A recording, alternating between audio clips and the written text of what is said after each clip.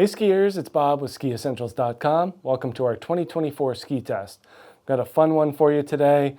This is a Volkl Revolt 121. The ski returns unchanged except for graphics for this year, keeping it squarely at the top of the Revolt category in terms of being the widest, the surfiest, the floatiest, the smeariest ski out there. And it really has the shape, profile, and construction to back it up. Pretty unique, this ski. Very one-dimensional. You might find someone from time to time that says, nope, this thing carves really, really well.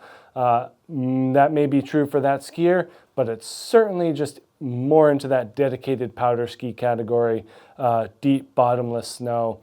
Not a whole lot of versatility in terms of what this thing can do or is meant to do. 121 underfoot with crazy rocker and taper and splay lines. This thing is best suited for deep snow. They do use their multi-layer wood core consisting of poplar and beech, and there's a whole lot of it. It doesn't really get a whole lot thinner. They do use a pretty consistent core thickness throughout, and that's going to add up in the weight department. Putting this thing on the scale, this is the 184, 2,300 grams. So no feather for sure when it comes to just straight weight on the scale. But when you get into the shape and the profile, that's kind of where you start to see the maneuverability and playfulness start to come to life. So putting these things back to back, we still have camber underfoot. That's going to give you nice energy out of the turn, as well as more edge grip and more technical and kind of tighter spots.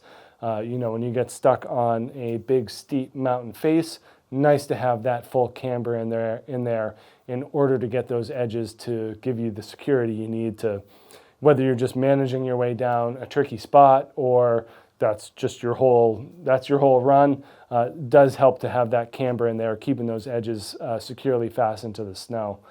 But then we see that mustache shape come through in the tips and tails.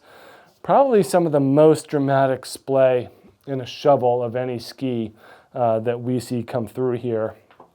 I think like a K2 Reckoner 122 might give this thing a run for its money, but just a crazy amount of splay this distance here, and that lines up with just an insane amount of taper. So widest part of the ski, way down here. So this whole portion of the tip combined with that splay makes this thing just stay right on top of the snow, makes it just incredibly floaty and playful, and really helps with the maneuverability.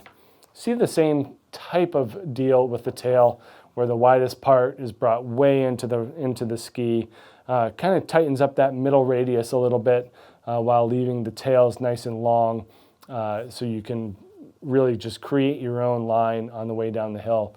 A little bit squared off, not like a true twin tip in terms of freestyle for sure. We definitely enter the free ride realm with these 121s. I've seen more splay and tails, but still, combined with the taper and the rocker, there's a whole lot of float going on back here at the back end of the ski. So really, it's that specific skier looking for a specific ski. Maybe you find yourself one of these and you think, well, I don't have to buy another powder ski again for as long as I live. And that's not a terrible way to think about it, but extremely floaty, really well built, has that sturdy Revolt nature to it, and just has those rocker and taper lines to make it float out there with the best of them. There shouldn't be snow deep enough on this planet to make these things sink to the bottom. So rest assured, if you're looking for a pure powder ski, can't do a whole lot better than this. Make sure you check out this Revolt 121 here at skiessentials.com, and we'll see you out there on the hill. Bye.